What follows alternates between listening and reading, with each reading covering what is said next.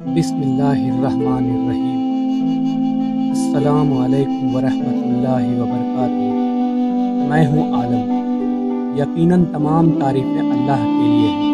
ہم اسی کی تعریف کرتے ہیں، اسی سے مدد مانگتے ہیں، اور میں گواہی دیتا ہوں کہ اللہ کے سوا کوئی معبود نہیں۔ دوستو، نمرود دنیا کا وہ انوکھا بادشاہ تھا جس نے پوری دنیا پر حکومت کی۔ وہ کافر تھا اور اس میں زنا کی عادت بہت تھی۔ وہ پہلا شخص تھا جس نے اپنے سر پر تاج رکھا اور کھلے عام خدائی کا دعویٰ کیا۔ نمرود کے دور میں حضرت ابراہیم علیہ السلام کو اللہ نے رسالت سے نوازا۔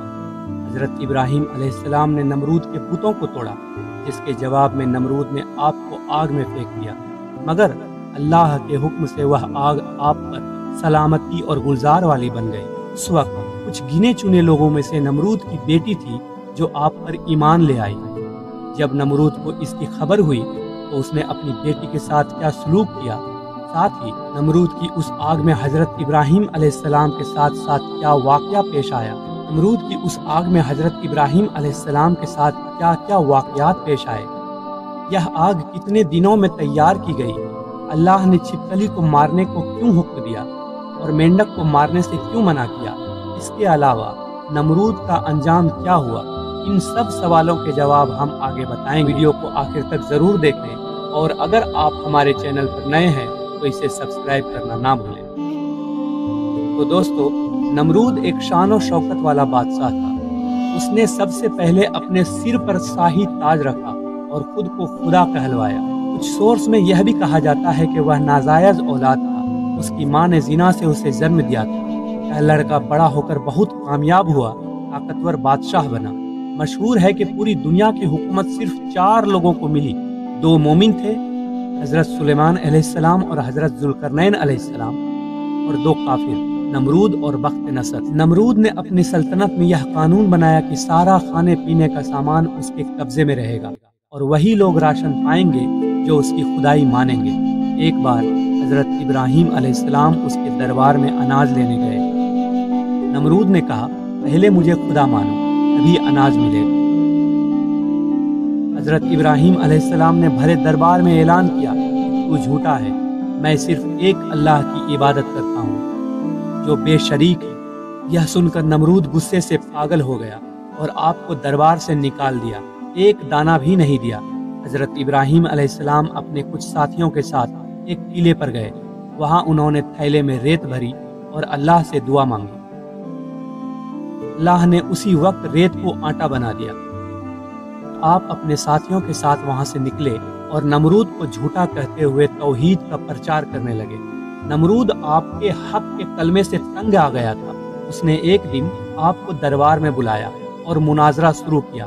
نمرود نے پوچھا، اے ابراہیم، تمہارا رب کون ہے؟ کس کی عبادت کی دعوت دے رہے ہو؟ حضرت ابراہیم علیہ السلام نے جواب دیا، میرا رب وہ ہے جو زندہ کرتا ہے اور مارتا ہے۔ نمرود بولا، یہ تو میں بھی کر سکتا ہوں۔ اس نے 2 قیدیوں کو بلایا، ایک کو موت کی سزا تھی اور دوسرے کو رہائی۔ نمرود نے سزا یافتہ کو چھوڑ دیا اور بے گناہ کو مروا دیا، پھر کہا، دیکھو میں نے زندہ کو مارا اور مردے کو زندہ کیا۔ ابراہیم علیہ السلام سمجھ گئے کہ نمرود بڑا نادان ہے۔ انہوں نے دوسری دلیل دی، میرا رب سورج کو پورب سے نکالتا ہے، اگر تو خدا ہے تو اسے پشچم سے نکال کے دکھا دے۔ یہ سن کر نمرود لاجواب ہو گیا اور مناظرہ ہار گیا۔ حضرت ابراہیم علیہ السلام اللہ کی توحید کا اعلان کرتے رہے۔ نمرود نے آپ کو آگ میں پھینکنے کا فیصلہ کیا۔ اس وقت بھی آپ ڈرے نہیں اور توحید کا نعرہ بلند کرتے رہے۔ قرآن میں اس واقعہ کا ذکر ہے کہ نمرود نے ابراہیم سے اپنے رب کے بارے میں جھگڑا کیا۔ ابراہیم نے کہا، میرا رب زندہ کرتا ہے اور مارتا ہے۔ نمرود نے کہا، میں بھی ایسا کر سکتا ہوں۔ پھر ابراہیم نے کہا، اللہ سورج کو پورب سے لاتا ہے تو پشچم سے لا کر دکھا۔ پھر حیران رہ گیا، اور اللہ ظالموں کو راہ نہیں دکھاتا۔ نمرود نے حضرت ابراہیم علیہ السلام کو آگ میں ڈالنے کا حکم دیا۔ قوم کو کہا کہ لکڑیاں جمع کرو، یہاں تک کہ بیمار لوگ منت مانتے کہ ٹھیک ہونے پر لکڑیاں دیں گے۔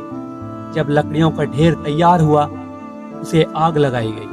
شیطان نے منجنیق بنانے کا طریقہ بتایا تھا کہ حضرت ابراہیم علیہ السلام کو اس میں بٹھا کر آگ میں پھینکا جا سکے۔ جب آپ کو آگ میں پھینکا گیا، اللہ نے حکم دیا، اے آگ इब्राहिम के लिए ठंडी और सलामती वाली हो जा। आग गुलजार बन गई। नमरूद ने मीनार से देखा तो हैरान रह गया। उसने पत्थर फेंकवाए मगर अल्लाह ने उसे बादल बनाकर बारिश कर दी, जिससे आग बुझ गई। नमरूद की बेटी यह सारा नज़ारा देख रही थी और ईमान ले आई। उसने हजरत इब्राहिम अलैहिस्सलाम से पूछा, क्या मैं आपके पास आ सकती हूँ? आपने कहा, कलमा पढ़ लो। उसने कलमा पढ़ा और ईमान ले आई। नमरूद को पता चला तो उसने बेटी को सजा दी। उसे धूप में लिटाकर हाथ पैर में कील ठुकवा दी, मगर अल्लाह ने हजरत जिब्राईल अलैहिस्सलाम को भेजकर उसे ठीक कर दिया और हजरत इब्राहिम अलैहिस्सलाम के पास पहुंचा दिया। बाद में उसकी शादी हजरत इब्राहिम अलैहिस्सलाम के बेटे मदन से हुई, जिससे कई नबी पैदा हुए। इसी वाक़ये में छिपकली ने आग भड़काने की कोशिश की थी, इसलिए अल्लाह के नबी ने उसे मारने का हुक्म दिया। मेंढक ने आग बुझाने की कोशिश की थी, इसलिए अल्लाह के नबी ने उसे मारने से मना किया। नमरूद का अंजाम यह हुआ था कि अल्लाह ने उसे एक मच्छर से हलाक कर दिया था। तो दोस्तों, यह थी हजरत इब्राहिम अलैहिस्सलाम और नमरूद की कहानी। हमारे चैनल को सब्सक्राइब करें और अपनी राय कमेंट्स में ज़रूर दें। अल्लाह आपको अपनी हिफाजत में रखे। आमीन।